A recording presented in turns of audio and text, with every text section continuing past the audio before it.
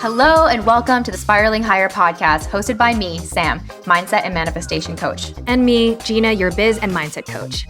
We're here to support you on your spiritual journey by bringing you intimate and raw conversations about healing, manifestation, consciousness, and spirituality. We hope this podcast makes you feel less alone as you become aware of your patterns and limiting beliefs to up-level your life, manifest like a boss, and together, spiral higher.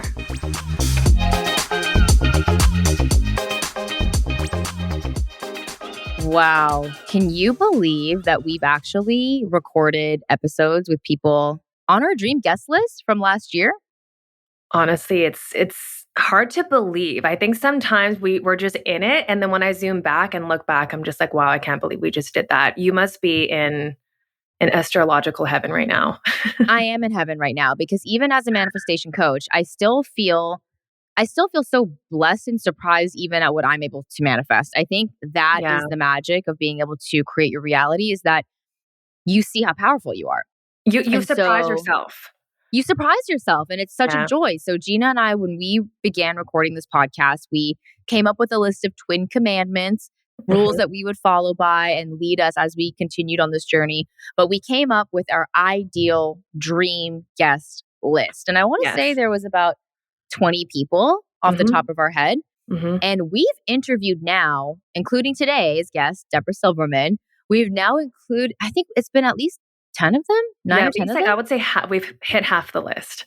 We've hit half the list. And we need to update the list, by the way. But it was insane to me when Debra's team reached out to us, because I was kind of waiting until I thought we were worthy of asking her to come on, because I know how busy she is. If you know anything about astrology, you have heard the name Debra Silverman, and she is literally the woman who has given me so much peace, so much clarity, and truly an entirely new lens for looking at myself and the world. A whole new schema, if you will, for understanding what happens in the world. And it's just, I really never, not that I never thought we'd get to talk to her. I just didn't think it would happen this soon. Well, I remember I was going to ask you, because I know you were in her course, and I was going to say, hey, do you think we could reach out to her and ask? And then I think the next day after I had that thought, we got an email from her team asking if she could be a guest on our podcast. I didn't know that. Yes. I screenshotted it to you immediately. I sent it to you and I said, I was literally going to ask you yesterday if we could ask her to come on. And so we both just started freaking out. We did a TikTok live with Debra, which was really, really fun. And there's just so many synchronicities, even between our charts, both of our charts and hers, which is also fun to uncover. It's so crazy because I truly believe that with as many people that are on earth, it's so divine and sacred whenever you make a connection with someone, even if it's like someone at a coffee shop or a bank or something like that, right? Yeah. And so to know that we now have this sacred tether to Debra is so insane, because I have been listening and devouring her work now for, I want to say 5 to 6 years. Like literally 5 to 6 years ago is when I started learning my chart, learning about the elements, and diving into her work. And it was actually when I went to her website to request a reading from her that I learned very quickly that she has a 2 to 3 year wait list.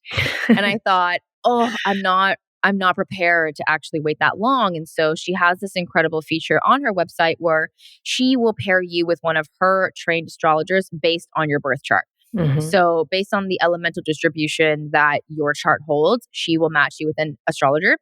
And I was matched with Ocean Pleasant, who actually came on our podcast for episode 5. And she is one of the most incredible people we've ever had the pleasure of meeting. I love Ocean. I think almost every single one of my closest friends have had a reading with her at this point. We've had so many of our listeners go to her. I personally have had, I think, 4 or 5 sessions with Ocean. She also did readings for me and my team. So, and our sinister reading that we did on that episode was so powerful. So yeah, that so connection, powerful. I mean, changed the trajectory of, honestly, both of our lives, I think. Both of our lives. Yeah. I got to work closely with Ocean inside of my program. She basically predicted the future for me when I got my reading 3 years ago. I was not doing this work anywhere even close to it. And she told me, just so you know, in 1 year from now, when she gave me the reading back then, your life is going to look completely different. And I was like, what? Like, it's so interesting trying to predict the future with only the past experiences in your memory. Yeah. And that's why And you with have to only trust. it's going to be completely different. Like that could go in so many different directions. But the funniest thing is that your brain never would have went in this direction. Never, because you just can't know what you can't know. And so even from this episode with Debra, I feel like what was really established, or what served as a beautiful reminder for me, is that there is a divine higher order at play. And it's evident in our charts. It's evident in the transits. It's evident in the seasons of our life. Like, we're not always growing linearly. We're growing cyclically, just like the seasons, right? Just like the planets go through each of their signs. And so it was just, I love the part when she said how her work, it seems like it's astrology, but it's really to bring peace, to give people peace. Because both you and I, when we have sought readings, when we have sought information through astrology, it's to bring peace to our minds, right? When I read that the moon is in Scorpio or that my progressed moon is Taurus, I'm like, oh, like that's why I'm going through that. And then you just stop resisting it.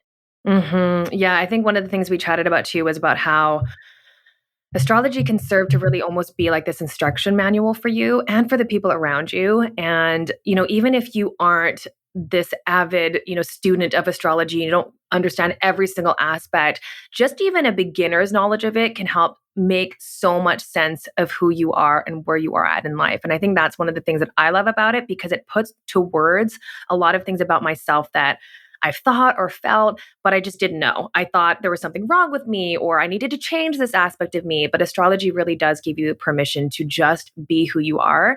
And one of the other things that fully. And I also love when she talked about free will. I'm excited for everyone to hear that part of it, about how, yes, astrology can be this roadmap, but you ultimately do have free will. And she talks about what aspects you have free will over.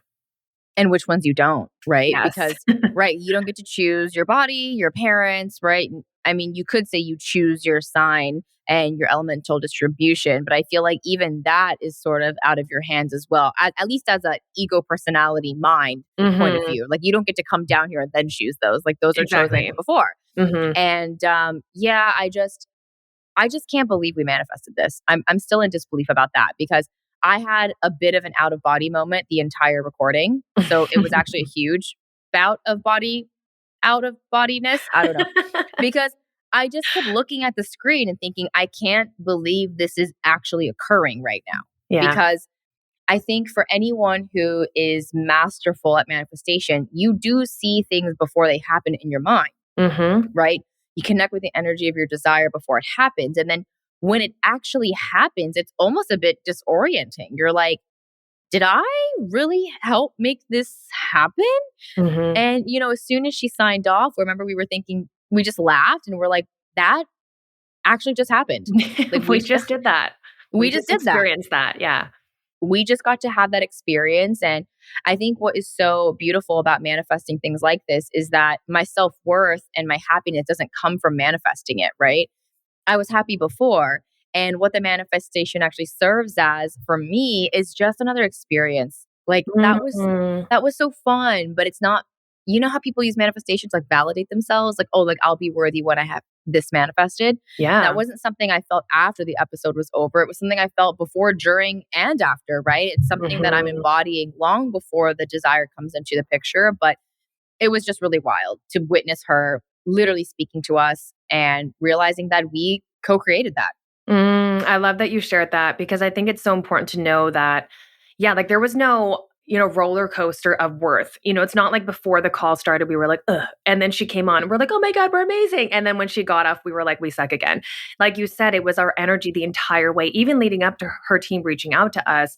We were in the energy of creation, of love, of joy. And it is kind of exciting. And I wonder how timely that is, just to be interviewing someone who obviously you've looked up to. And I've obviously learned about her through you. And then to finally have her on, I wonder if just timing wise, it had to happen when we would be at a point where it's completely unattachment. So I love that. Well, it can't happen when we are attached. Exactly. Because we're blocking it. Yeah. So we literally had to let it go before we could get it, which is so funny, because I had let it go in the sense that oh, like we're not ready to reach out to someone like that, which is so funny because actually we had a completely skewed view of ourselves and this podcast. So listeners, we want to thank you so much because I literally just checked the stats literally just a few days ago I actually needed to do it for my book proposal. I needed to write in there. My agent said, hey, like how many listens do you guys get? And I was like, I don't know. Like I really we never don't check. Yeah. We never check because like we said in the procrastination episode, episode 50, the joy of creating this podcast is in the creating of the podcast, is in the recording of the episodes. We don't look to see if we've become worthy enough or good enough through the listens. Just being able to create and know that you're joining our community and to know that you're shifting, even if we don't ever get to hear from you, is just enough for us. And so when I checked it though, my jaw literally dropped because I saw the figure and it was, I want to say 251,000 something. And I just thought, wait, isn't that like how many people is that? And then I remembered our podcast producer said that because you can only track downloads, you can on average times that by 3 for listeners, because obviously not everyone downloads the episodes. So then I texted Gina and I was like, hey, guess what? Your podcast has hit over 250,000 downloads. And you had like a freak out moment because you didn't know either. And then I just walked around and blubbering all that day, realizing that literally like 750,000 people probably listen to this. Yeah. I think this podcast for you and I both has been such a beautiful template of how to be in creation with no resistance, without attachment, and just for the sake of experiencing it. And every time we have that, like even when we did the Spotify Wrapped last year, and I don't know, it was like the top 1% of most globally shared. We were like, what?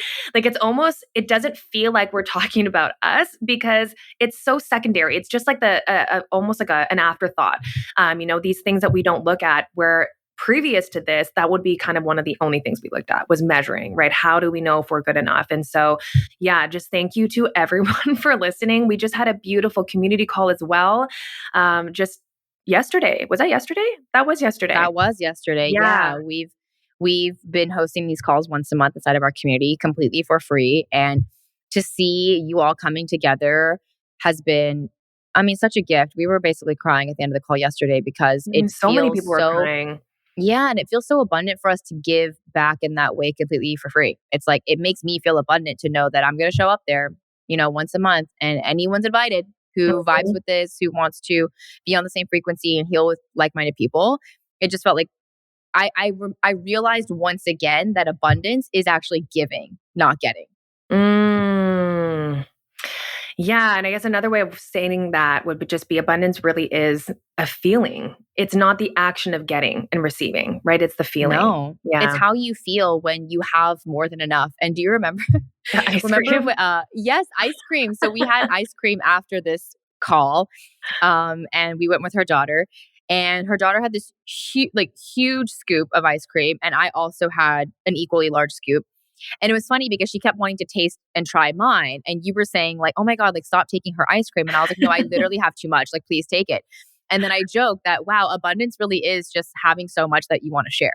Yes. Oh, I love that you said that. Yes. It is just having an overflow and it's more than enough. Overflow. Yes. Yeah. Because I feel like there's nothing lost when I give that away. That's abundance. I'm like, I'm having the experience of eating this ice cream and there's enough in here. And so how can I apply that energy to more and more areas of my life? And so even before Debra came onto this podcast or contacted us, I already felt so abundant. I wasn't feeling in lack. I wasn't feeling like, oh, like if she doesn't come on, like I'm not going to be okay. It's like, oh my God, we've had so many incredible guests. And even Debra's work connected us with Ocean, which is such an abundant thing. And so, yes. Yeah, it was the abundance that definitely called this in and was able to help us manifest it. Yes. So we hope you learn a little or a lot more about astrology from this episode. And we're actually planning on having her back. And so when that happens, we'll probably have you send in your questions for her. So as you're listening, if questions come up, maybe jot them down and save them for us. Put them in the community. Oh, yes. Great idea. Put them in the community. Maybe share with us, what was your biggest takeaway or surprise?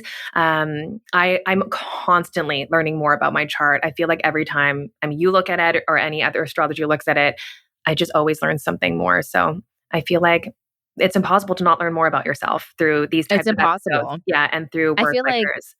Yeah, I feel like that's why we have such relatively long lives because we just have a lot to learn. And actually, one of the most beautiful things that she said was, we come to Earth to grow, and the only way you grow is through mistakes. And I was like, right. And which actually makes me think, just that we didn't say this in the episode, but I'm just thinking to myself, if mistakes are the only way that we learn and we come here to learn, then is anything even a mistake? Because my belief is that nothing is a mistake. Right. Exactly. Yeah. It's what you perceive as a mistake. Yeah. Right. It's actually only perceived as a mistake in the moment. When you look back, you can see so clearly that it was actually just a lily pad. Yeah, I just don't think you can get it wrong. I think it's always, Kyle C said this too, that there is no such thing as a wrong decision, because you either do find out that it was right, or you find out that it was wrong, and then you find out what is right. Like, you're always being led to the next right step for you, even if that is perceived in the moment as wrong. That's just my personal belief. But yeah, I love how she touched on that as well. So listen in. Yeah. We want to hear from you. Join the community if you haven't already. We hope to see you on the next community call. It's the last Sunday of every month at 10 a.m. PST for an hour. And yeah, we hope to connect with you all. And thank you again for all the downloads and listens. Yeah, it's honestly completely magical. I'm completely mind blown. So thank you so much. And can't wait for you to connect to the stars in this episode with Debra.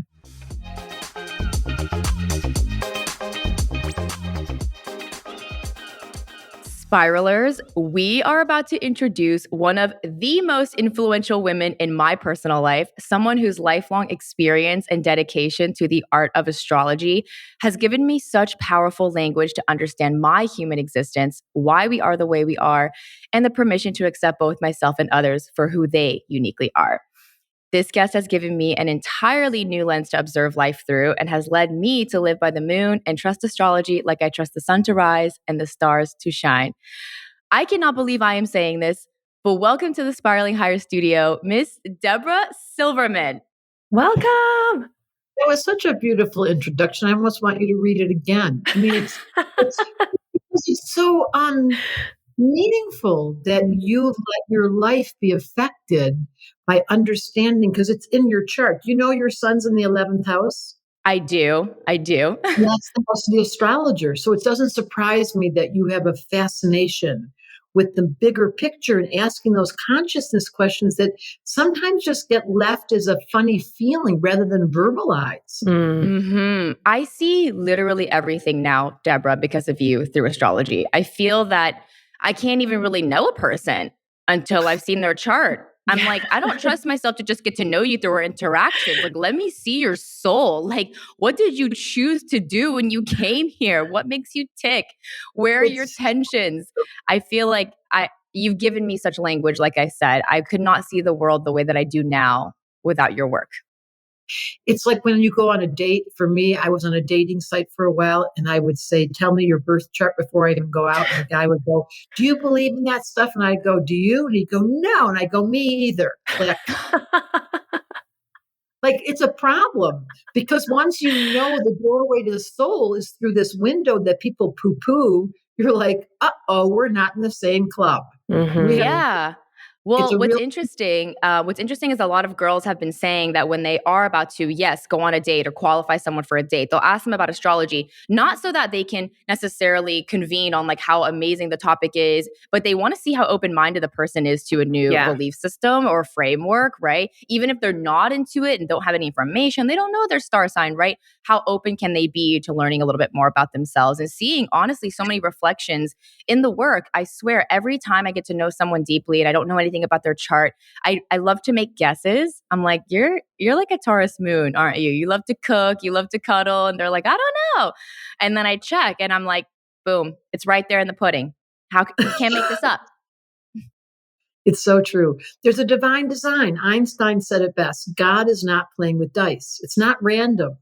It's one of the most comforting. It's what you said and what you wrote. We can trust the sun comes up. We can trust the moon moves in increments. And it's been true since the beginning of time. And whether or not the humans survive and whether or not the evolution continues with hundreds of years, it will always be true that the moon and the sun and Mercury, it's like my best friends. It's actually so comforting for me. So as you know, I've actually done both level 1 and level 2 through your school. Oh, that's good. Yeah, I really was able to build up my arsenal of understanding through your work. And what I've really come to understand is that I feel more aligned in my life when I'm actually following the season, when I'm respecting and honoring the season that I'm in. And so obviously our podcast is called Spiraling Higher. And I feel that what we really try to help people understand when they come to listen is that your growth in your life will not be linear, and stop trying to make it that way. Mm-hmm. And so before we go into that, I would love for you to just quickly start with how you came to be the astrology queen that you are, because I'm telling you, if you haven't already heard of Debra Silverman, she is astrology. Like, no one is astrology as big as you are. And I can't believe we're talking to you right now. But I would love for you to just introduce yourself and really how you came to know the power of this tool. Because you've dedicated so much of your life to it, and it's changed us. So I would love to know more about that. Yes. And I'm in 3 years will be 70 years old. So I have done this since someone asked me the other day, when did you first see the word astrology? I was 10 years old. Wow. I lit up like a Christmas tree. It was in the comic. It was in the Detroit News in the section, and it had an ad that said you can get a chart done. So that was the first time I ever saw the word. Fast forward in high school, I knew to this day, all of my closest friends who I've still stayed friends with, their sun and their moon. I figured that out when I was really young. And then it happened guess what? It happened, let's see, it would have been, I'm going to say 47 years ago this month, that I was sitting at a table with my entire family. It was a Jewish holiday. It was the Jewish New Year's, which just happened a couple of days ago. And this woman came with me. We were in university together, and she was an astrologer. She was older than me, triple Gemini. Wow. We sat at the table, and she went across each person in my family and described them. And I have the most eccentric, Woody Allen didn't have to change anyone's outfits, like the little Jewish family that was so loud. And everyone was captivated. And she went around the circle and described my brothers and my dad and my mother and my aunt. And then we finished, and I was like, can I learn to do that? And then within a month, I was in a car for 3 days from Toronto to Alberta in a car where I said to her, I'll drive with you to your new job under this condition. Teach me what you did that night with that book you opened up where everybody's birthday was an ephemeris. And I began my studies. And then you guys are going to love this. Then I had, throughout my whole childhood, I had a Chinese woman who spoke in Chinese that used to come in my dreams when I was little. I never knew what she was saying, but it was all through my childhood. And then after that 3-day event, she came to my dream in English and screamed at me, "You've been an astrologer for lifetimes, stupid. Stop acting so dumb." And I sat up in bed and I started charging the next day. Wow. And I never really had a teacher, but that person in the car, I took mad passionate notes. Finally, at one point, she said, "Can you please look at the books in the backs?" I was like, "No, I'm an auditory learner. My Mercury's in Taurus. I have to listen to feel it." And it stopped. And I remembered it. And it was like a kid playing piano when they're little and they never took a lesson. There's so many people watching this who don't have like you guys clearly have a strong destiny line. If destiny is coming to get you at a young age, you will find your calling. That is not easy. And it's not many people that have that. The rest of the people on the planet Earth are going, what did I come down here for again?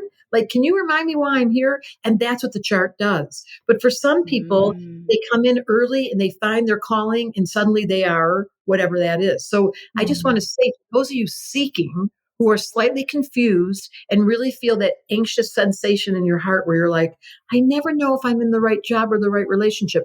That's why you go to astrologers to confirm what the natural instincts are built into your chart. But there's those of us that at 10 years old saw the word and went, I was so excited. That astrology came with my essence. I love that you just shared that, Debra, because that was definitely my journey. I feel like my whole life, I really did know what I wanted to do. I really knew what my gifts are, but I was just so afraid to claim them. And I was looking for affirmation from everyone around me, all of these external sources to confirm for me. And then once I actually got into astrology and had my readings with Ocean, she confirmed everything to a T. And I think that's what's so beautiful about it. It's just kind of telling you, and like you said, confirming what you already know and gives you this big permission slip to believe it too. Because you have all these planets in the 10th house. You know this now. Yes. So your career. So what was calling your name? I'm curious what it was that was calling your name. Honestly, it was basically to teach and to coach and to help. And, I have 4 Cancer placements in my chart, and they're all, I think, in the 10th house as well. And so it was interesting to put that, I guess, in astrological terms, because I just always thought it was in my personality to just love work. I didn't really understand any deeper than that. Just see. Yeah. It was really the intricacies of astrology always never cease to amaze me. Like, I swear, Sam's definitely deeper in, and I'm actually in your level 1 class right now. And it's really exciting to learn about all of the different signs and what they mean to me. And also to witness my daughter, who actually was born the day before Emmeline, or before Sam, like their birthdays are one day apart. So even seeing their connections and similarities, it's always just mind blowing to me. And let's just do a shout out to Ocean, because I met her at 14 years old. Wow. And she's now, I think, 25, a professional astrologer, really well recognized, incredibly articulate, taught for our school, is one of our certified astrologers. So this is what happens in our school. To your point, we give people back permission. It could be as young as 14 to find their destiny line and then to cultivate it without feeling self-conscious. Like, why do I feel so ambitious? Says Jane. Why is it part of me wanting to help people all the time and wanting to teach? Well, you've got 4 planets in the house of the teacher. 100%. I think, and you talk about this a lot, but when we come to Earth, we already know what we signed up for. And I think so much of our lives, the reason why we're feeling so lost and misguided is we're not listening to that. We're not responding to that. We're actually fighting with it. And so for me, when I first came to Earth and as a child, I always found myself writing, speaking, and playing teacher. That was what I did all the time. And it's so funny to see me now and looking at the chart and confirming that I have, my Saturn in Aquarius and all of these things in the 11th house and, my Gemini rising and Gemini South Node. And I know some of these all terms that may not make guys means. Can I translate for those that can't? Yes, please. Yes. Means that her gift of communicating and being able to put words to what people can't speak to, which is consciousness and distinctions and letting people be different. That's your gift, is watching people's system, style, looking at their charts, understanding, and then being able to say, well, of course. But to your point, we don't have a language for that. Yes. And so actually for the people who did not have a calling or feel that they recognize their calling at this point, you mentioned destiny line a couple of times. Where could someone actually look in their chart to figure out what their destiny is? What is their calling? And how can they confirm for themselves that they were right all along about what they felt they wanted to do? First of all, simple beginner's conversation, but it's universal. What house did the sun fall in? So for Gina, it's a 10th house sun. She has a career workaholic syndrome who has to be the best at what she does or she can't play. Yep. Yes, true. And for Sam, the 11th house, he's a futurist. She's taking us into the future. She can't stand following, and you cannot tell her what to do. So once you know that, once the person's permission is to say, okay, so Sam, we expect you to bring us astrology on a podcast where people are going, wow, she can really speak it. Well, she's studying it. She's passionate about it. Whereas Gina's got the mother instinct so strong, it would be unnatural. So you have natural instincts. Destiny is obviously operative all the time. We don't have language. This is why podcasts like this are so important. And then studying. Like, we are given this gift of language. It's such a magical. I mean, we're living in an era that never before would we be sitting in a computer being best friends. I just finished a reading with this woman in Portugal who I literally was like, I'm in love. I hung up the phone. I was like, they paid me to talk to this gorgeous woman who's a DJ, who's like the most interesting, unbelievable character. Aquarius in the 11th house. Hello. She was so advanced. And I had the privilege of giving her permission to be herself. What kind of crazy job is that? I'm amazed that that's really what the heart of astrology is. We could go into all of the deeper aspects and, all the houses and all that stuff. And I would love to dive into it. But at the end of the day, what we're really looking for is just permission to be unique and true and ourselves. Because when someone told me, oh, you have an Aries moon, that means you're going to get really mad and you're going to have to learn to say sorry a lot. And I thought, oh, that's true. And I had been fighting with myself my whole life for my temper and just being short. And being a little bit verbally aggressive when I feel ticked off. And then someone said, yeah, that's kind of never going to change. You're going to have to learn how to work with that and apologize for that. That's in your energy. And I thought, oh Raise my your hand if God. you have moon in Aries. And guess what? Gina has a Leo moon. So we're all just crazy, angry people that have to say sorry a lot. Yes. I've really been humbled throughout this life because you're so right. It doesn't go away. And I have learned, because I'm Libra rising, so I'm a harmony maker, but I know that people at times can't handle how I'm like, I have, similar to you, Gina, I have a very high standard. Part of your question of how did I end up being the mothership of astrology? Because my work ethic is never higher. I mean, I drive everyone crazy. And then my moon in Aries expects other people to keep up with me. And then I realize, that wasn't very nice saying to them, you're too slow. And can you move over?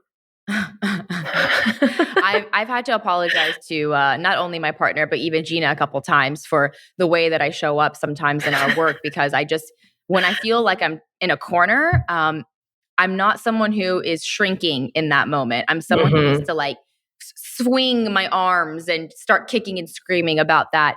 And once again, astrology has given me such a deep permission slip to be who I am. And so I would love to actually talk a little bit more deeply about both, actually all three, the sun, moon, and rising, and how these all work together.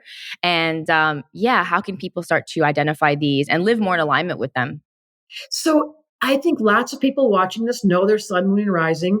I have a slightly different angle because I'm an esoteric astrologer. And what you're going to read in the books, it says the rising sign is what you look like or how you present to other people. That's not what the law of esoteric believes. It's your rising. It's called the ascendant because you're ascending into a higher part of yourself. So literally, the rising sign is your doorway to what is going to provide you with the greatest growth. And if you don't know yet, the reason why you came to planet Earth was to grow.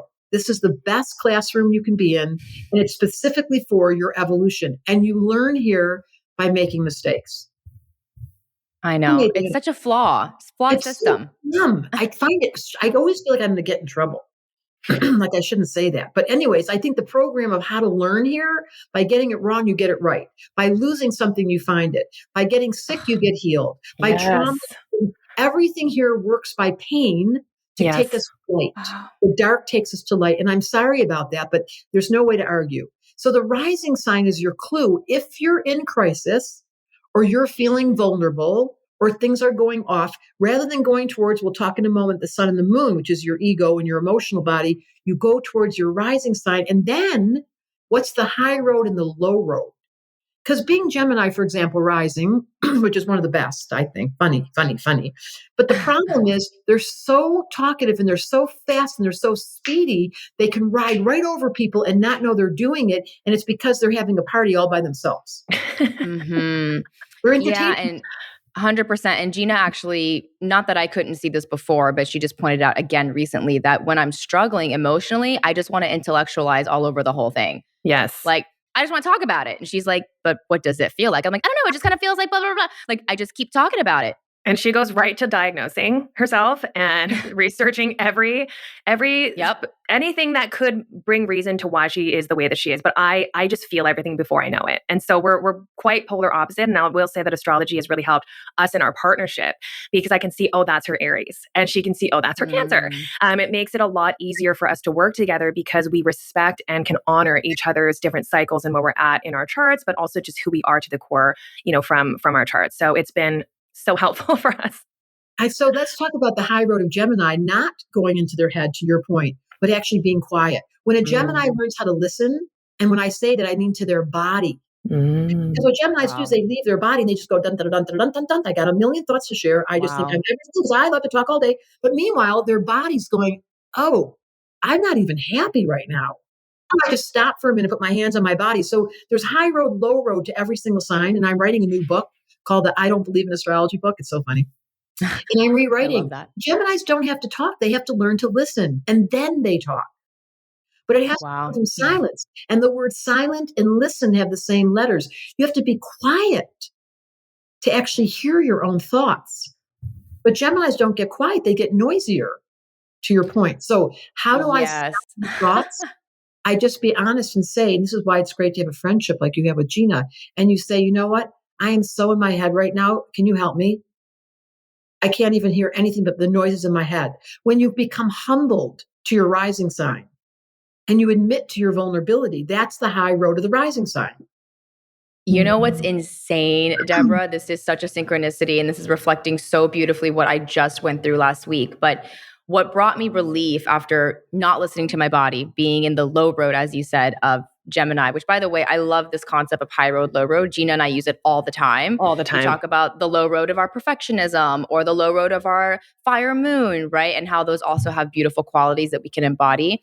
But last week I was not listening to my body. I was in my head. I was doing all this research. I'm like thinking and talking and I'm not feeling. And the only relief I actually finally got at the end of the week was admitting to myself that I don't know everything. It was actually this very humbling moment where, me as the Gemini, I'm like, I can learn it. Don't worry. Like, I'll fix it. Like, I'll just read about this thing. And then I was like, you know what? Maybe I don't know why. And that's okay. And it was such a humbling moment because the Gemini in me wants to know. It feels comfortable knowing. It feels comfortable naming and identifying. And I think that's why I also love astrology, because I love being able to identify and call things what they're by their names. But I just sat and thought, I guess I don't know everything, and I'm just going to have to listen to my body. And it's funny because in the conversations I had with Gina that week, we actually learned that I value thoughts more than feelings. And it's so funny to see this in the chart. It's like, that makes so much sense. I answer everything first by asking, what do I think about that? And with Gina, with so much water in her chart, she's like, how do I feel about that? And it's just so funny to see these reflections, but also to give myself permission. Like, of course, I'm going to go into the low road and start doing the research and, compiling all my resources. It makes sense that I would do that. But okay, what is the higher calling of this sign? How can I actually align to a better frequency? And the vulnerability of admitting just that's so profound. And Gina, I'm just looking at your chart because we're both Libra rising. The seeker of harmony at all costs, the low road of Libra rising is to be so much to everybody and make everyone feel better and give everybody the pleasure of making sure they're happy. But the high road is to be able to say, you know what? I just need alone time. And not Yep. Yeah. Yeah. Years. You can't believe how long it took for me to realize I was so codependent. I was so based on the outer world to give me reflection and tell me they liked me and that I looked good. And then it took me 125 years, it feels like, till I finally realized, you know what? I like being alone. Yeah. And if people don't like me, it's none of my business. It's been so always, you guys, everyone listening, you look at this is also in the book, because in old astrology, Libras are always so into relationship. But the high road of Libra, because that's why there's a little bump in the middle, is to make a connection with God above all else. Wow. Oh my gosh. Wow. So then you change your attitude from, do I have to please you? Do I have to have people around in my relationship? Can I still be myself and have space? Yes. And every one of you, look at your rising sign. And by the way, for the beginners listening, it's based on your birth time. So your mom, it's within a 2-hour window, it changes. So your mom can give you your birth time and you can plug it in. And that's just the one thing you get out of this interview today. Your soul, better known as your rising sign, which is why it's rising into your soul, is giving you an option to take the low road, which is the automatic. So that's what happens for Sam. Just talk, or take the high road, which is, I'm going to have to get okay with, I don't know right now.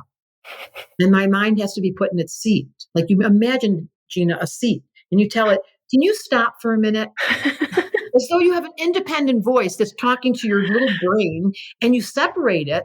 So you're in charge, because otherwise we're all three of us are really, we're on a podcast. I had to learn many years ago that listening is the art of the artist who's an air sign. Oh my gosh. It's so funny because Gina, obviously my dad's a Gemini as well. So when I was listening to Debra's course, because I love this section where Debra basically acts as each sign and does like a 5-minute, kind of like a skit almost, really representing these signs. And as soon as I watched Gemini, I was like, that's Sam's dad. Like 100%. To a T. I actually didn't even know for sure he was Gemini, but I was like, I think he is. And as she kept going, I was like, yeah, 100% he is. And it's so funny. And what I am constantly offering him as medicine is like, I'm always saying, Dad, can you just listen? I feel like that's the question I repeat over and over. I'm like, Dad, can you just listen? Dad, can you just listen? Because, oh my God, he could talk forever. You know, there are times when my AirPods die and he's literally on the other end of the phone, just continuing to talk as I'm looking for a charger. I've literally left the phone. I come back, he's still going. I missed everything. I'll never forget the first time I met your parents in person. And, her dad listens to the podcast. I know he's going to listen right now. So hello. We'll say a quick shout out to Sam's dad.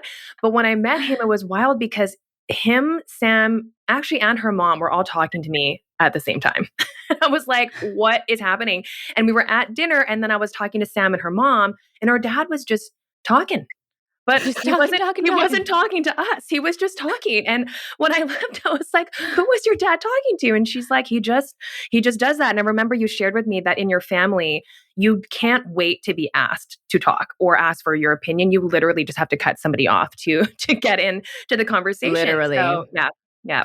Well, and Debra, it's so funny because what astrology has really offered me also too is so much humor.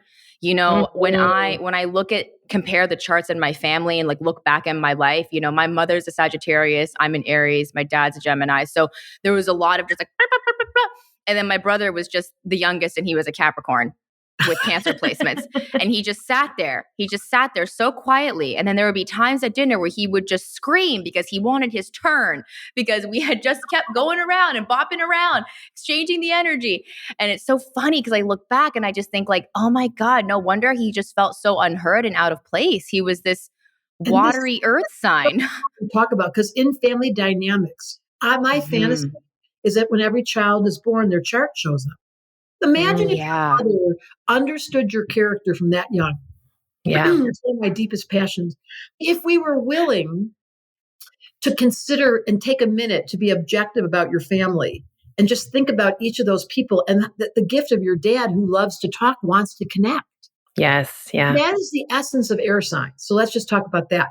And if we understood the family member who wants to connect and we say to them directly, I really want to hear you, Dad.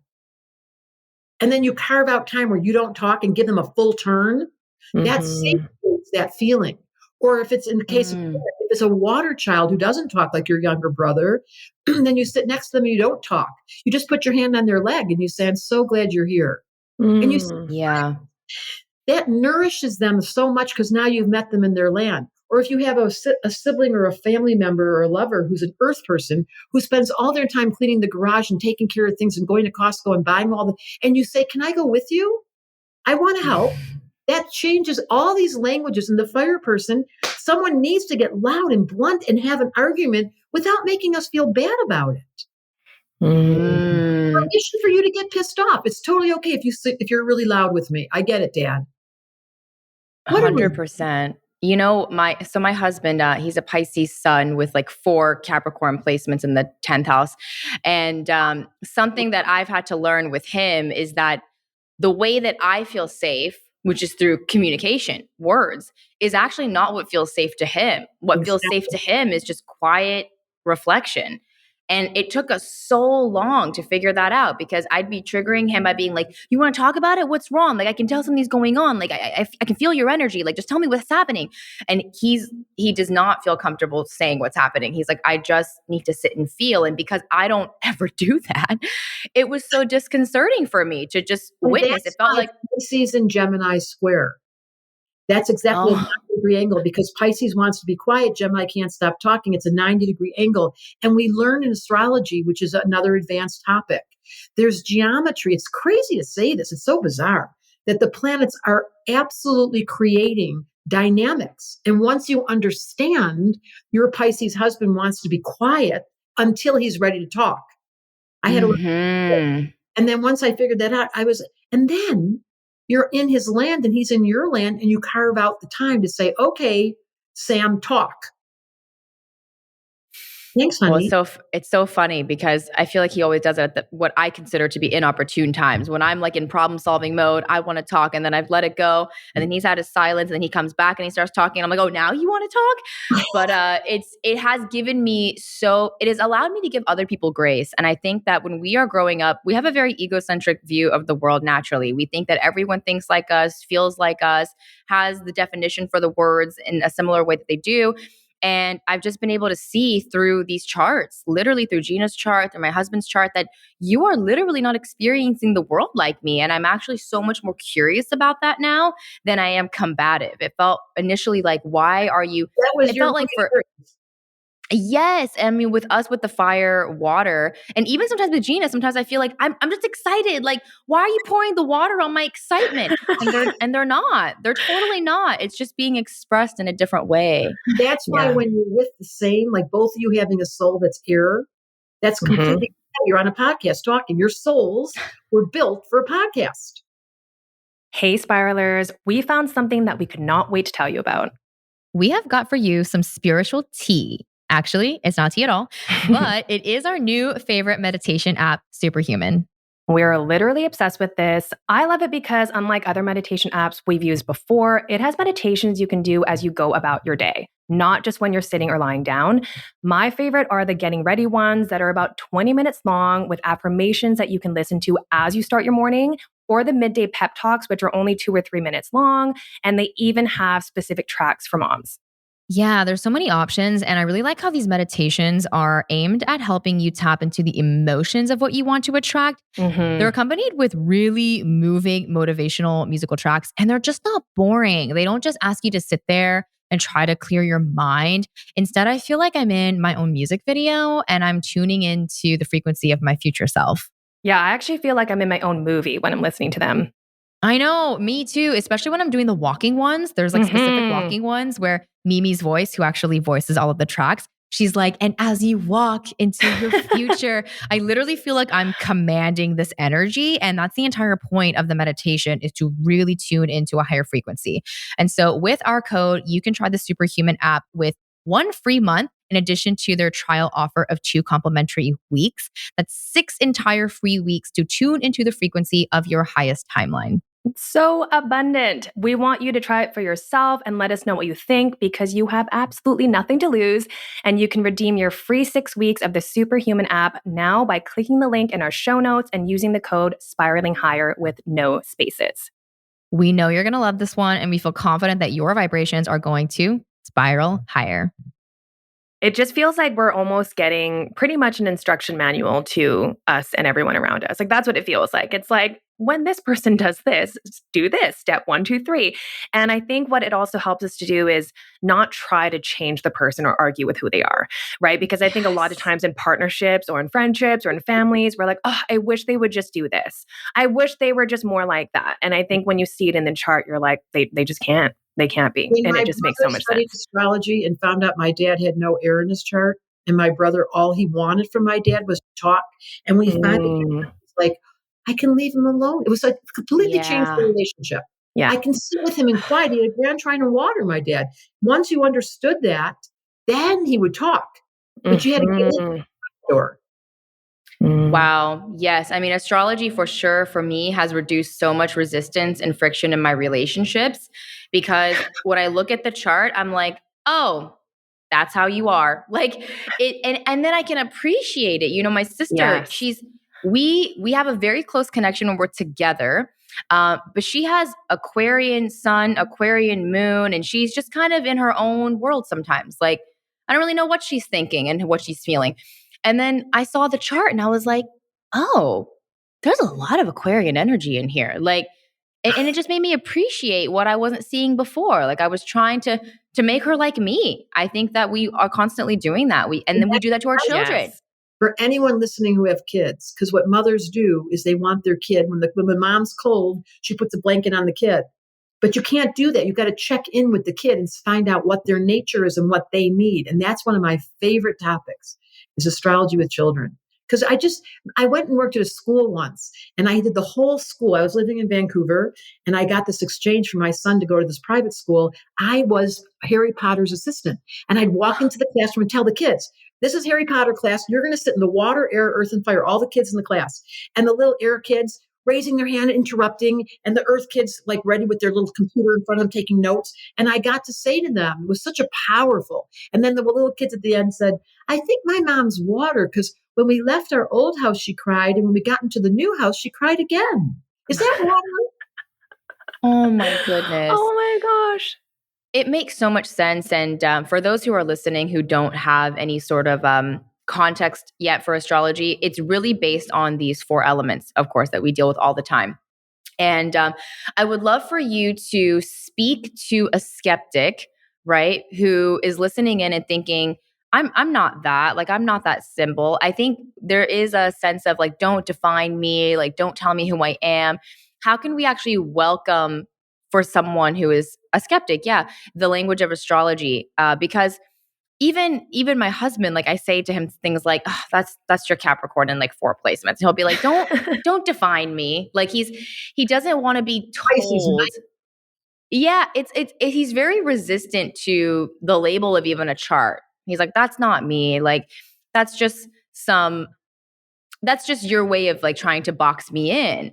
But it's so interesting that he has that perspective, because for me, it's opened me up. It's allowed me to be so much more of myself. It doesn't feel like a box at all. Level. So for any of you listening that don't have any astrology information, I wrote a book called The Missing Element. And there's not one word of astrology in the whole book. Isn't that amazing?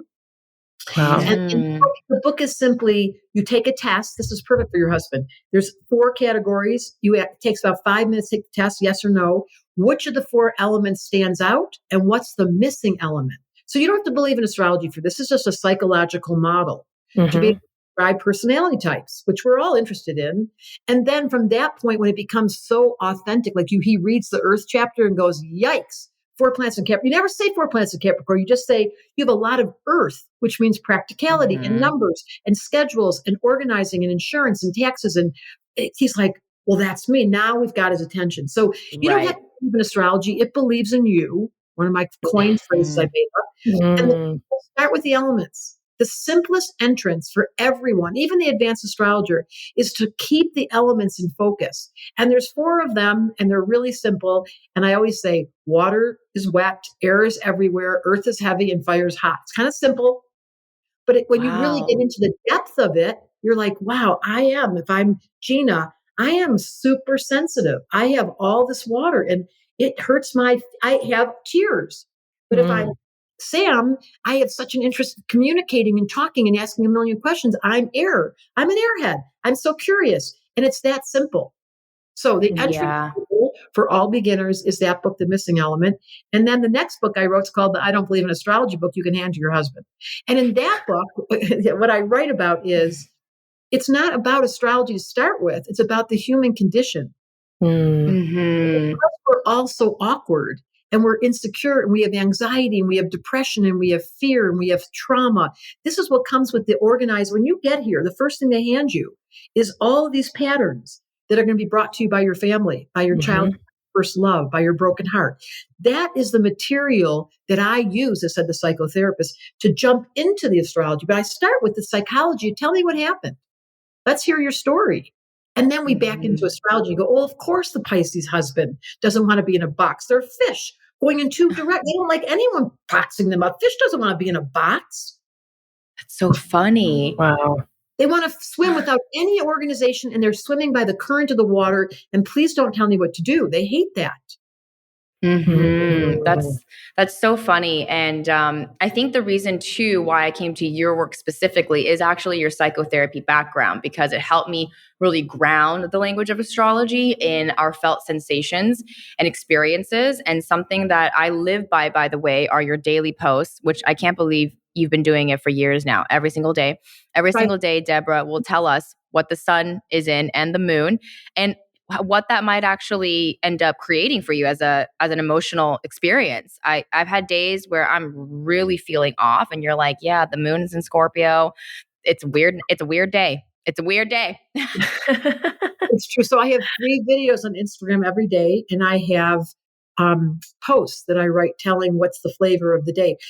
I live by it. I actually watch Debra Silverman every day. You get a front row seat. I really, honest to God, I really watch them every day. I go, oh, in fact, I didn't figure out the moon's in Aquarius today, but I didn't really go and look. I just had a feeling. I woke up, I was like, this is an electric day. I can feel it. Wow. And how fitting for us, right, to talk about astrology on the day that the moon is in Aquarius, which is the And how sign. easy the flow is and how fascinating. Yes. Really, you guys, once you learn the rhythms, this is so simple. It's indigenous. It's the original source. The moon, in even every religion in Judaism, every single holiday is based on where the moon is. That's right. New moon. So don't underestimate the longevity of this practice. And if it's a suggestion to you that things last forever, and that would be this interesting material that's based on astrology, then you just let your left brain, who has to figure it all out, suspend, and you go, wait, I trust every day the sun's coming up. I trust every day that the moon is moving in exact increments. It's been this way. So why wouldn't I lean in to something I can trust when this world is so scary? When this world has so many variables, there's so much. We're in the Aquarian age and everything is up for grabs. Friendships, family, marriage, children, all the things that were givens. You could, when we lived in olden times, we lived in little small villages. You could not leave and find a partner of a different culture in a different country with a different value system because you couldn't leave your family without being fed. You couldn't leave and go off and find them. You'd lose everything. So now we live in this world where we fly around and we go on airplanes and we meet other people and we have this incredibly wild era that we're in. And so while it is creating anxiety and making us nervous, it's also worthy to lean in on what you can trust. And that's I have a super, I guess, basic question because I see those kind of posts all the time about, what's going on in the day for astrology. But that obviously would affect everybody differently though, or does it color everyone kind of in the same way? Because obviously everyone has a different chart and they're maybe going to be responding to the moon placement of the day differently. But I would love for you to kind of elaborate on that. Okay, so that's a great question. There is the influence of the planetary position today on the universal conversation. So if the moon, let's say it's a full moon, for example, it doesn't matter where it's hitting in your chart. When there's a big fat full moon coming soon, by the way, it's just down the street. When the big fat full moon gets here, all the energy on the ocean, the tides, Farmer Almanac knows this, everything lifts up. It gets really wavy and it gets really intense. Now that's not true it's not like an independent story. It's true for every single person you know. When a full moon arrives, the energy builds. Now, that's number one. So that's a universal conversation. And it's more activity in the police, at the hospital, in the mental hospitals. People get on edge. Then you look at your own chart and you go, now, where specifically in me am I going to feel that? And you go and look at that house. What arena in my life will be activated by that big fat full moon? So there's two facets. It's a great question. One is universal. Everyone's in it. Two is, how is it going to touch me personally? And by the way, for you, a full moon, for us, for Sam and I, the full moon in Aries, woohoo! We're like, this is normal. We're home. for Cancer, the full moon's in Aries, and she's like, you know what? I don't feel good. There's way too much energy coming at me. I'm staying home. And that's independent of where does it hit in your chart and what's the land you live in. If you live in a fire land, the moon's in fire, you're like, I love this feeling. If your moon's in fire and there's lots of fire, you're like, a little intense today, I need to tone it down. And that's a valuable information system. I use it every single day. I think part of my success is that I'm not full of shit. Like I'm not pretending to love astrology or doing it for the money. I'm doing it because I genuinely want to help humanity find peace. And if it's going to happen, because we're in synchronicity, we're in tandem with our creator. That is the ultimate goal of this life. That's why I find it so funny that in religion, they don't like astrology. I'm like, we're doing the same thing. We're trying to get people to look up. Same thing. And I look up. Oh my God, that's so true. And I think that truly we are living our purpose when our work seeks to create more harmony. And that is what I see in your work. It's not just you riffing off about the planets. And yeah, you're right. To make money, I can feel just how much you care. And yes, I will say that when I finished level 2, every single person felt much more at peace. I mean, talk about the time when we went through the ephemeris and identified when the Saturn returns happened for everyone. And Very soon, Gina. That's going to be in 2 classes. That was a turn. That was what turned me into a firm believer. I'd be sitting. I used to teach at Esalen in California. It's this big institute, really well known. And I was very young, and I couldn't believe I got invited. This is a great story. I was my first time ever teaching there. I went around the room, and there were all these older people. I was so young, and I said, "We're going to start the class today and talk about where you're fucked up." And then the person sitting next to me, he was like 75, and he said, "Debra, that is so inappropriate." And I was like, "Oh, really? Raise your hand if you're fucked up. Whoever didn't raise your hand, you're really fucked up." How could you really admit that there's something about your psyche that requires attention? Is your dad going to get mad that I swore? No. Definitely not. The point of that conversation is the nature of the human condition has to be addressed. As a human, every one of you listening, your function of coming to Earth is that you are here to evolve the species, and you're handed a suitcase when you get here that has got a whole bunch of stuff in it, and it kind of smells funny. And eventually you open up the suitcase, you start unpacking.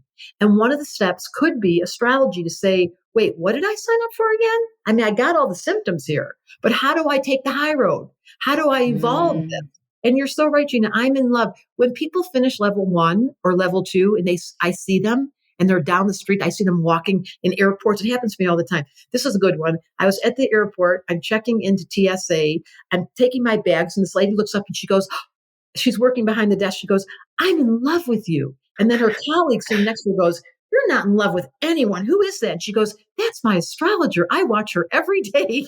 Aww. That was such a comforting, like, let me be the voice to say, this is a designed organization by a higher intelligence that cannot be understood. Your mind, your little Gemini mind, can't get all the answers. What you can do is be curious and be innocent and be humbled and be embarrassed and vulnerable to admit that your funny little human nature is quirky.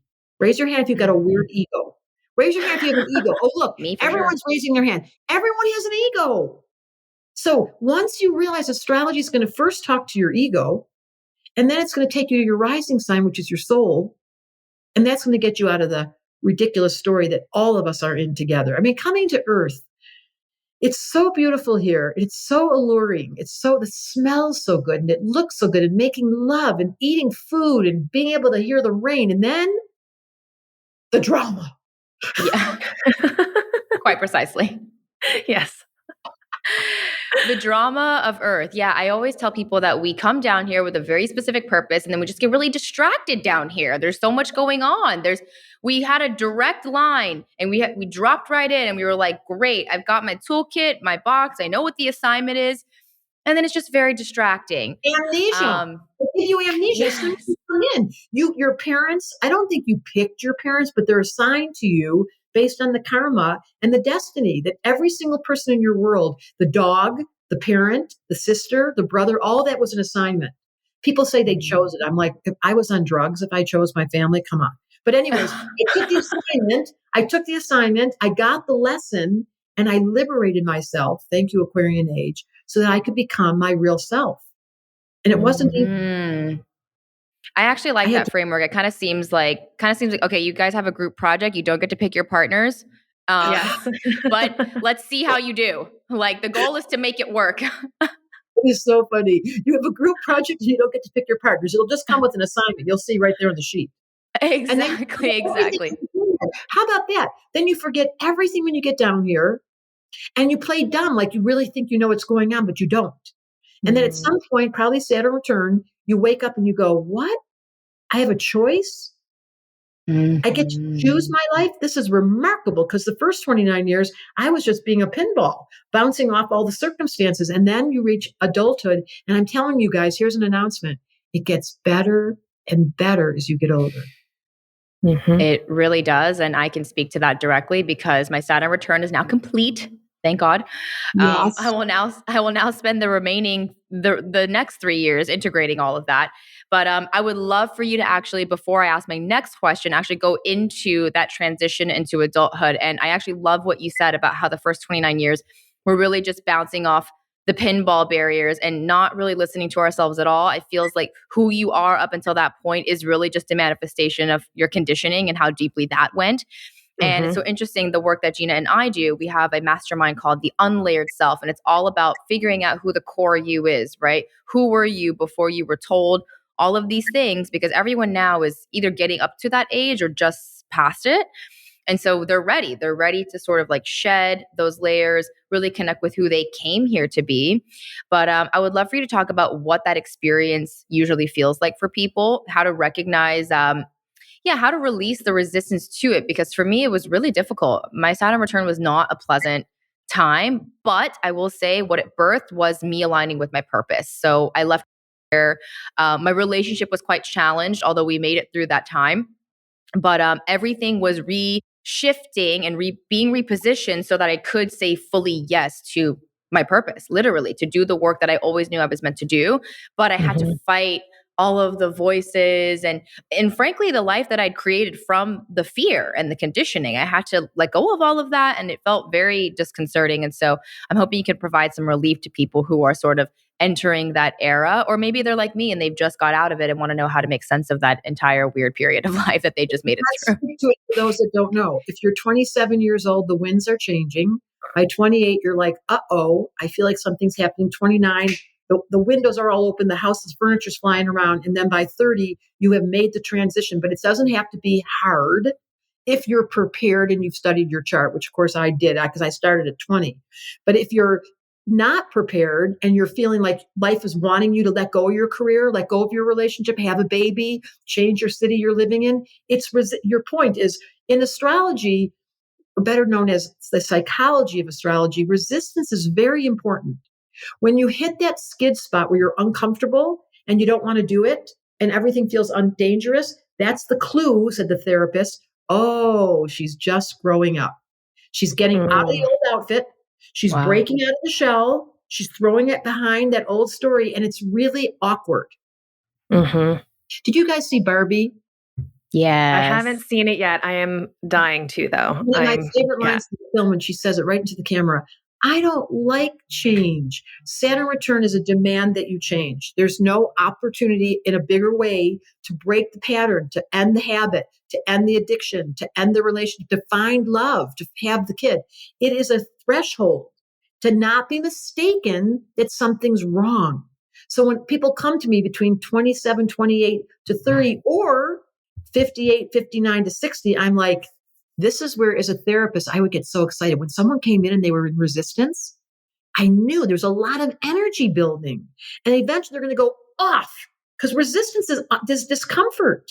And we don't change for some reason. Here we go again. I call them design faults. Why is it we can't get a memo? You're going to end this relationship. Be prepared. You're going to meet your partner in about a week. You're going to end up with this new job in about 2 years. Don't worry. Wouldn't that be a nice little email you would get? But where would the adventure be and the drama? And I feel like it would totally change the way that you respond to life. I love that we don't know things. I love going through pain and hard times. I always say that the bigger the pain, the bigger the gift. And so when I'm going through something especially sticky, I'm like, yes. So Cancer. Can I just Yes, I know. Cancer is the mother who gives birth. And she has no resistance to the pain because the end of it is this teeny little baby with the cutest little fingernails and the sweetest little eyes and the sweetest little nose.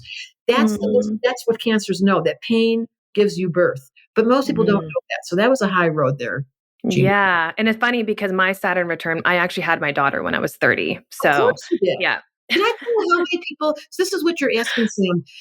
You cannot prepare for Saturn return. So don't worry about it.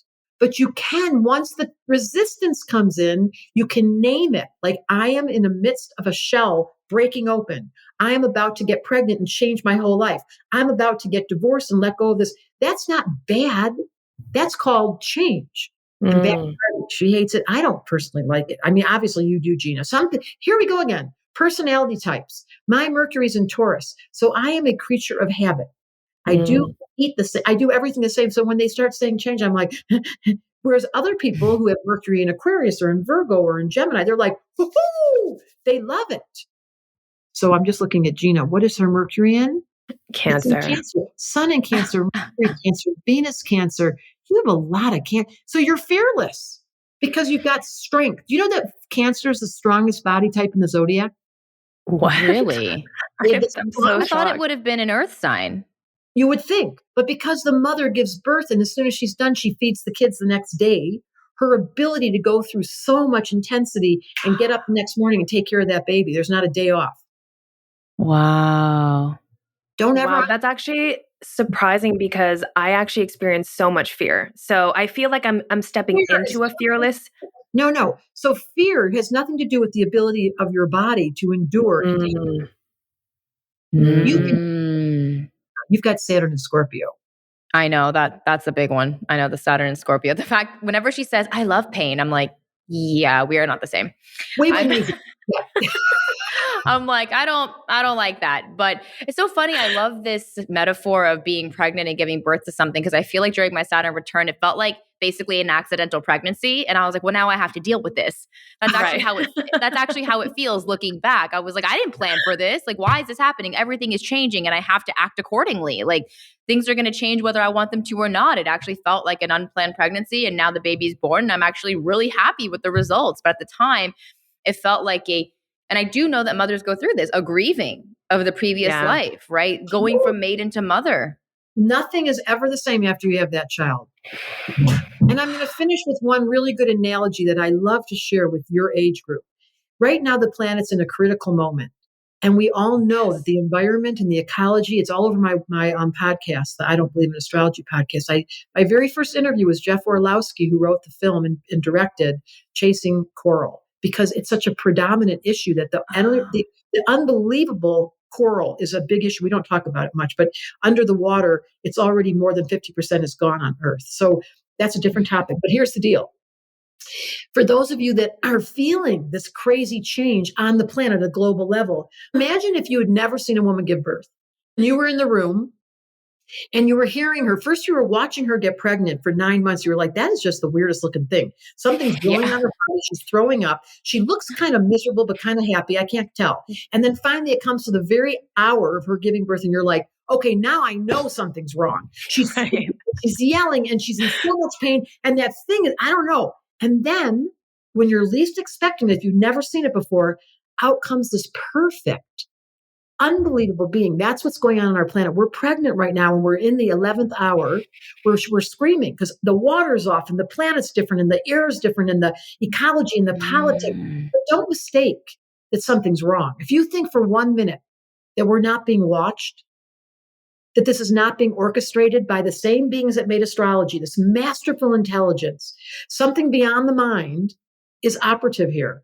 And I want you to feel a comfort. Take a deep breath with me. Breathe out calm. And just feel the calm wash through you and know that everything that's occurring right now is being orchestrated by a higher intelligence.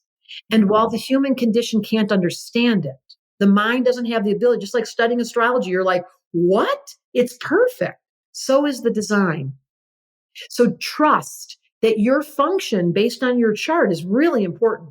That if you're a communicator, these two air people is a soul. Or if you're a fire, you're supposed to be out there taking risks and being the one that says out loud, we've got to do something. Whatever your role is, know that it's being orchestrated by a higher intelligence, and that if you align yourself with the moon and the stars and the planets, you are an agent of change and you're facilitating our birth and you are a midwife. So I welcome all of you to consider nothing's wrong, but it's really uncomfortable giving birth. Trust me. It's just an uncomfortable situation that, to your point, Gina, turns into beauty and love like you've never experienced. So we don't know what's coming, but we know that we are being watched and there's angels. And this is well organized by an intelligence that we cannot understand. Well, thank God, because if it was actually up to all of us, it'd be such a mess. It was so true. I actually have a follow-up question to this. I'm curious to know what your perspective or response is to people who ask about free will, because they look at the chart and they're like, well, it looks like I can't really argue with the purpose and, my ego energy and personality. Can I choose differently? Like, what if I don't like that my Mars is square to my sun and my moon? Like, how do I change it? Right? Exactly. What would you say to someone who wants to exercise? You don't listen. You didn't choose your mom and dad consciously. You didn't choose the first dog. You didn't choose your body type. All of that was not with free will. It was a conscious organization higher than you. What you do have free will is, are you going to have McDonald's or are you going to have organic food? Are you going to stay to the high road and study, or are you going to fall asleep and get lost in social media? Are you going to do the homework that you were given, or are you just going to take a lazy version? That's all the free will you've got, is those small decisions every day. And right now, today, you can change your whole life having watched this podcast by starting today with the decision that you will operate with integrity and the high road and your own natural sensibilities. Now, that's the only free will you have. The chart puts in the precedent of what it's going to look like, but there's a high road and low road, and that's all you. So how will we express the energies in the chart, not what energies are, I guess, most resonant with us? We don't get to choose that. It's like meeting Ocean at 14 and seeing an old soul that was older than me. I think she's older than me. And watching the evolution of her, that was all her free will. She went off the grid from what was supposed to be normal based on what she was raised in, and she made herself a being all on her own free will. Now, she's a Pisces, double Aries. There's a wide range of how she could have expressed it, but she took the high road. Wow. Everyone's invitation is, all of us have the option to figure out, if I'm being my really authentic, human, vulnerable self, what should I do in this situation? Yeah, it almost is like you get a map, which is maybe your natal chart. That's your map. And then you can decide how to get there, right? Like there's so many different paths. You can drive there, you can climb there, you can walk there, you can take a boat. And that reminds me of your high road, low road. Like, what path are you going to take, and how are you going to choose, I guess, to feel on that path and on that journey? It's just as simple as every day you get to choose what to eat. There's that's free will button. You're going to have to eat. That's not free will, but you get to choose what you're going to put in your mouth and how you're going to take care of your body. And that's a really conscious decision of a being who respects this temple and honors this world because she's awake or he's awake. Everyone has to eat, and everyone has to poop, and everyone has to sleep, and everyone has to, we just have this human condition that is just peculiar, if you ask me. It is so crazy. And going back to charts, I've seen charts where I'm a little bit like, ooh, that looks difficult. And then I've seen charts where I'm like, you're on your like 9th life or something. Like, you're just here for a joyride. What is to be said about that? Are some of us choosing difficult lives? Are some of us just here to enjoy ourselves? You know, when you sit next to someone, you can tell if you're being awake, you can tell immediately what level of calm do they have. That's an old soul. What level of curiosity do they have? Are they asking? Are they listening? That's an old soul. How willing are they to say, I'm sorry, I really got it wrong. I'm really sorry. I should never have done that. That's an old soul. So to your point, the chart gives you a map and you have lots of options. The question is, what level of awareness are you living at? And watching a podcast like this, listening to this is cultivating the awareness. Like, oh, now that you mentioned it, I could have taken the high road with my brother. I could have just stopped arguing. I could have walked out of the room. I could have been able to ask him, are you okay? Rather than, I have free will in that moment after it's over. Sometimes it takes a long time before you realize, wow, my impulse, like your point about Moon and Aries, after it's over, I go, that wasn't the high road. Can you forgive me? Oh my God. It takes everything in me to go back in and say, I'm sorry, but that's such a good teaching. And there's your lesson. And that's Aries. And that's what happens. You learn the gift for all of you. I'm sorry. I made a mistake. I missed you. I need help. Please forgive me. These are all the sentences that are so hard to do. Can we start again? All those words, those sentences for any fire personality, or speedy Aries, Gemini, people that are fast. And then the slower ones have to be able to say, I'm sorry for judging myself. I really hold myself back. I'm so self-conscious. Please, I forgive myself for being so hard on myself. That's another door. So there's high roads for everything. I love it. I feel like I want more and more people to integrate the language of astrology so that they can know themselves. And wouldn't it be amazing? It would. Like you said, I want everyone at school as a child to have their birth chart just taped to the desk. And so when the teacher walks by, forehead, and you can, and you can only see it if you've got the eyes to see it. So it's not like blaring. But if you guys would walk up and go, oh, you're a Gemini, I like you. You know, it was so funny. I recently had a waitress who walked up to us and she had 3 planetary symbols or astrological symbols tattooed in like 1, 2, 3 order. And I knew that immediately that meant sun, moon, rising. And I started to treat her as such. And then at the end, we had such a beautiful connection. She's actually meeting me this week. She's such a beautiful soul. And she was like, we had such a beautiful connection. I was like, obviously, because you're a Gemini. And it's so funny because she said, how did you know? And I said, you have it tattooed right on your forearm. It's so Gemini. Oh, that's right. I forgot. Yeah. Oh yeah, I put it right there. I wish we all could tattoo on our bodies our sun, moon, and rising, and we knew how to get along because of it. Yeah, absolutely. Because we're really. I'm so grateful for your love for astrology, Gina. I can't wait to hear about your level 1. Our school starts twice a year in January and September. It starts again in January. We have the most amazing teachers, and it's the best foundation you can get. And I'm happy to come back on your show, but I have to go now. All right. Thank you so much, Debra, for being here. I mean, it was so powerful. And I think if anything, what this episode did for me, and I hope our listeners, is again, instill that deep sense of trust that don't worry, there's something else higher than you that's orchestrating this. It's not all up to you, but yes, you can make those decisions and take the high road as most often as you can.